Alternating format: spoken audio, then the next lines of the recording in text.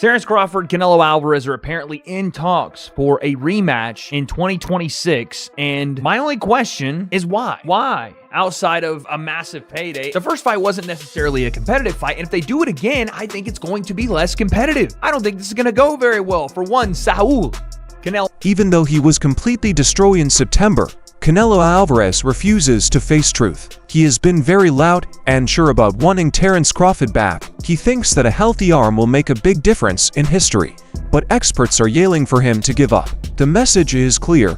From Eddie Hearn to Antonio Margarito, Canelo is exhausted and can physically chase after Crawford. This is more than just a dangerous second match. The goal is to kill themselves. And if Canelo goes back to the ring, he might be done with his career.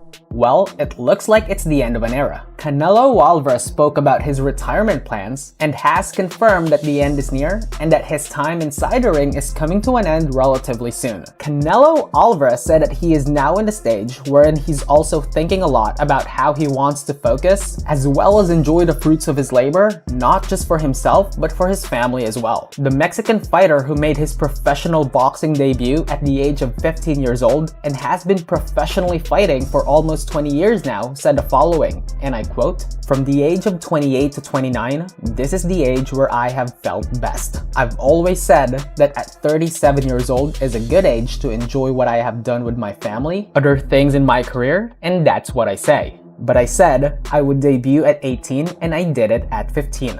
End of quote. Promoter Eddie Hearn, who is close to Canelo, gives the most shocking dose of truth. While promoters usually talk up any fight that makes money, Hearn has been very honest about why this one is a disaster for the Mexican giant. Hearn recently shared something painful that Canelo's camp has been trying to keep secret. For years, they had known that this way of doing things would be a nightmare for them. Hearn says Canelo is not just going up against a better fighter.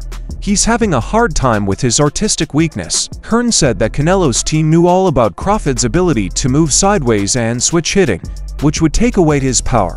It was a bad fit, not a bad night. Hearn said that Canelo is blind to the risks of the upcoming fight because he hasn't accepted the biological truth that his feet can't keep up with his eyes anymore. I believe they have a rematch clause. I'm not sure exactly. I mean, I'm sure there's some kind of wording because Canelo doesn't enter a fight without some kind of wording in terms of a rematch clause. But he's just not going to beat Terence Crawford. It's the style's all wrong for him, the movement's all wrong for him. And that's what I said. You know, going into the fight, I really believe Crawford would win in the style that he did. And then just as it got a bit closer at the weigh-in, I was like, my heart was like, nah, Canelo's got this, you know. And but deep down, I kind of knew that it was all wrong for him. And to be honest with you, Canelo knew it was all wrong for him. You know, I had the conversation with Canelo Alvarez probably, I don't know, a year ago, about Terence Crawford. And he was like, no, why would I fight Terence Crawford? Like, you know, he hates that style.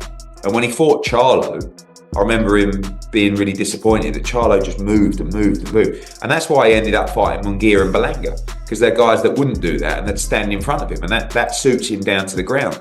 Anyone that's got movement like Skull, like Crawford, like, you know, he really struggles against. And when he was a bit younger and fresher, he could probably get away with it and cut it off. And, you know, but then you see guys like Bivol and, you know, Crawford and these guys beat him because of that movement. And I don't know what he does again. I mean, you know, the biggest money fight out there for him is the rematch with Crawford. This has a clear link to the drop in health, which experts are now admitting publicly. Sports Illustrated and Fanmation say that Canelo not only lost but also was Crawford's food. The harsh review is focused on Canelo's knees. Canelo has become a flat-footed stalker because he doesn't have any knee cartilage after almost 20 years of professional fighting. When he was at his best, he could cut off the ring with very strong pressure. But in late 2025, he looked like he was fighting in the mud against Crawford. A training camp won't help you fix your worn-out joints, say the experts. Crawford, who moves like a track star, spent the whole first fight chasing Canelo around the ring. This made the bigger man miss and pay the price.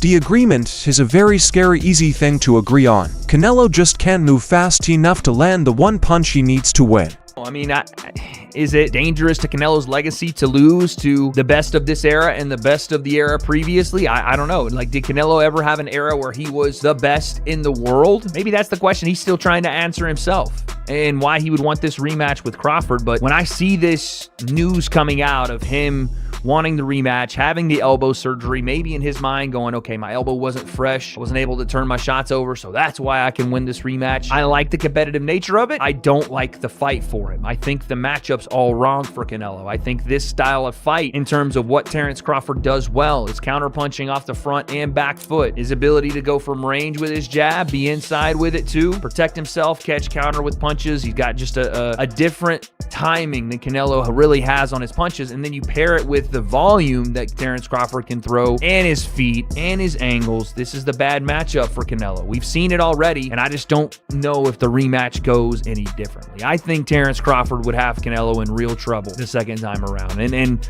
again, I'm not going to sit here and be like, he'd knock him out cold, because Canelo's got an iron chin, but if he didn't already in the first fight, he would do a number. Texas Instruments 83 plus on Canelo if they rematch. I truly believe that, because I think the matchup's all wrong. I think that both guys learned something about the other in that fight, and the guy that took more away as far as data and things to use was Terence Crawford, because what Canelo brought was the best version of him, and it wasn't enough. And if Terence brought the best version of him and it was enough, because I think both guys brought their best version, but the fight played out how the styles will always match up. Canelo is best when a guy will stand in front of him and go upper body movement, planted feet, let's fight exclusively in the phone book. Terence Crawford is at his best when he can dog walk someone, walk the dog on them literally, have them on a leash, walking around the ring, and then planting his feet, throwing, circling, feinting off the back foot, then coming back, counter punches. He has every tool in the shed, and I think skill-wise and stylistically If the physical limitations weren't enough, TAS champion Antonio Margarito has made a prediction that Canelo will find very scary. Margarito thinks Crawford will have an easier time in the second fight because he knows how hard fights can be. People who know a lot about it call this way of thought solve puzzle theory in boxing. When Crawford, who was once a great expert, gathers information on an opponent, they never fight them again. Margarito said Crawford has already learned how after Canelo hits and tricks, and how strong he is. Everything that is going to happen is known. Margarito told Canelo that he is basically walking into a slaughter because Crawford can guess what he will do before he even moves, because he can't fully change how he fights at this point in his career. ¿Qué me dice de la gran pérdida que tuvo México ahorita ante Terence Crawford en parte de Canelo? Una pérdida muy dura para el boxeo mexicano, pero ¿qué piensa usted de eso? ¿Qué pasó ahí esa noche? Sí, mira, realmente yo siempre lo he dicho, ¿no? Realmente, mira, yo siempre lo dije que Canelo pues aprendió mucho, y la verdad digo mi respeto, ¿no? Pero creo yo, sinceramente, pues que Canelo realmente pues escogían rivales para poder que se viera ganador él. Yo sé que arriba del ring no sabemos qué pueda pasar, ¿no? Pero realmente yo creo que no peleó con los mejores para mí, ¿no? Y realmente yo creo que Crawford pues tenía el estilo para ganarle, y sinceramente me han preguntado, y yo pienso realmente que en una revancha le gana más fácil Crawford a Canelo. Digo, desgraciadamente pues es mexicano, ¿no? Y haz de cuenta, a veces pues tengo problemas con los mexicanos, pero realmente yo es lo que yo pienso, ¿no? Del boxeo de Canelo. Yeah, Canelo is a good fighter, and he learned a lot. I knew it was gonna be a tough fight, but I knew Crawford was gonna win, and I was going for the Mexican because I'm Mexican, of course. But Canelo used to choose his fighters, but this time he couldn't do that. In the rematch, he thinks Crawford can beat him easier, huh? Yeah, I think it's gonna be easier for Crawford to beat him.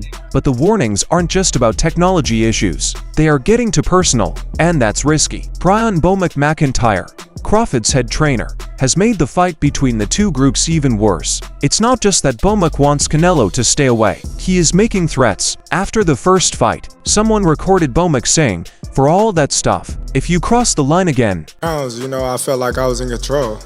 I think he was trying to figure me out. Did you feel that you were frustrating him? He tried to lift you up, he headbutted you.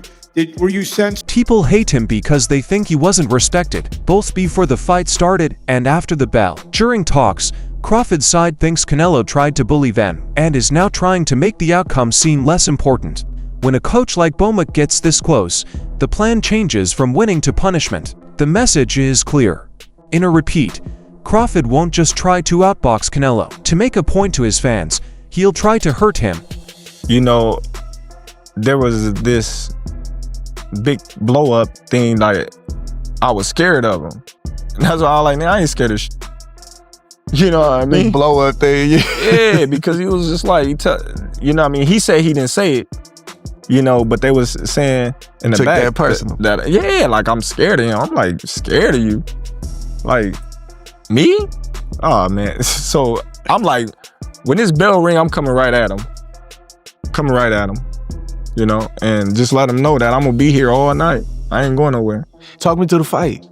So, you know. Even so, Canelo is using one particular reason, his elbow, to explain the repeat. After the loss, there were rumors that Canelo needed surgery in late 2025 and that an injury hurt his performance. He thinks that a healthy arm can change history, but Ring Magazine and other experts have quickly rejected this idea. They think that slow feet can't be fixed with a strong arm. The W80 concept study says that Canelo was just outboxed, not outmuscled. Not being able to get close enough, not being able to throw, was why he couldn't hit the goal. Canelo is giving into the common fighter dream by focusing on his injury. He thinks that a small change in his body can make up for the fact that the other fighter is way more talented than he is. When you agree to fight the best fighter, telling yourself this lie is dangerous. Like I said, the Ring Magazine reporting as of about 4 days ago now, I'm a little late to the news, but Canelo Alvarez wants Terence Crawford rematch, says negotiations are underway for 2026. Now, first off, I expect nothing less from Canelo. He wants to get that fight back because,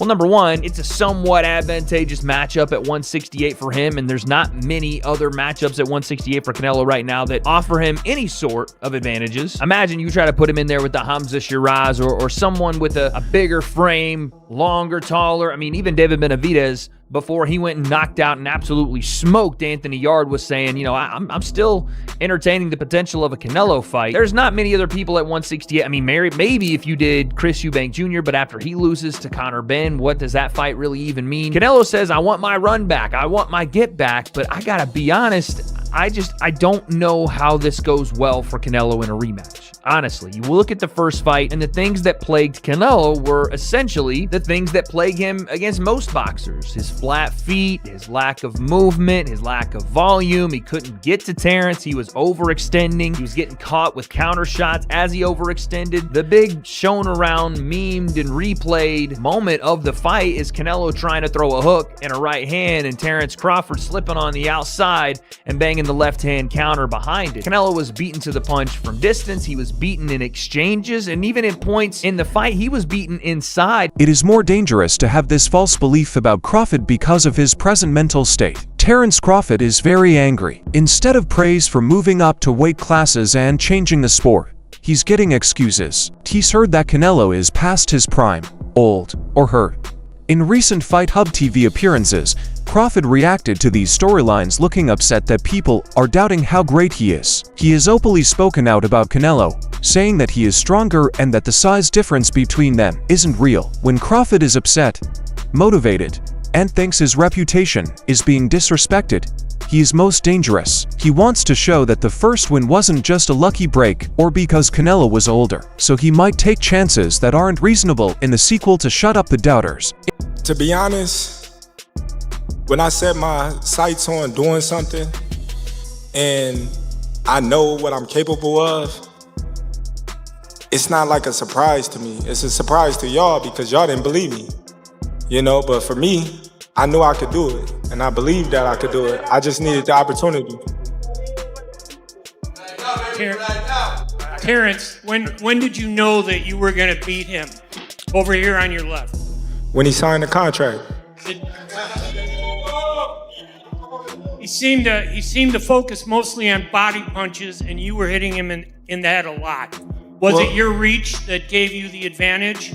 It was everything, you know. He wasn't hitting the body or anything. He was hitting my elbow because I was blocking it. But, you know, I think I was the better man tonight.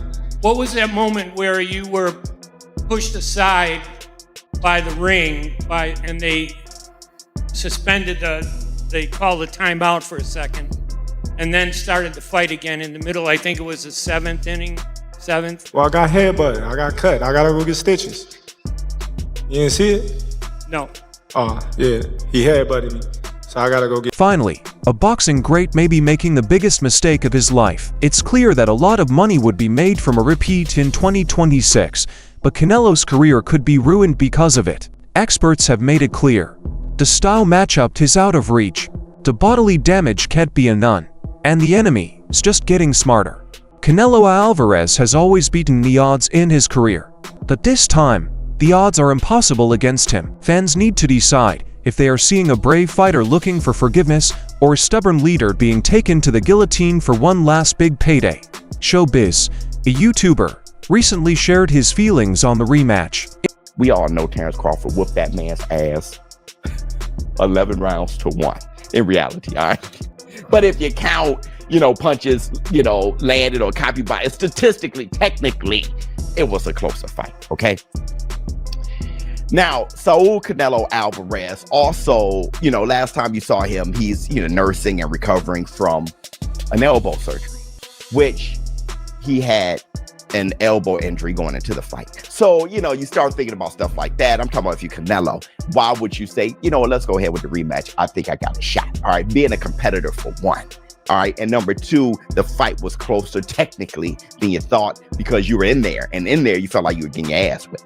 And number three, you went in there nursing an elbow injury. So it's like, I think I may have a chance if I'm 100% healthy. All right. He feels the same way about Bivol because he had a wrist injury going into the Bivol fight. So it's just, you think about all those things. Robert Garcia, a boxing trainer, thinks that a repeat would be good for both Canelo and the fans. He needs to make a change, I think. I would love to see the rematch. I think in the rematch, if he comes back with the hunger that he needs, he could beat Crawford. Because Crawford, is very talented, but I think Canelo could beat him. Canelo's strong, man. Canelo's strong. Canelo could take a good punch. So I think he could just go and don't respect his punch and throw punches even though you're gonna get hit. But don't give up. Keep going until you hit him. That's all for this movie. If you loved it, please like, subscribe, and click the bell so you never miss a movie. Remember to write in the comment area. Don't go anywhere. We'll see you in the next one.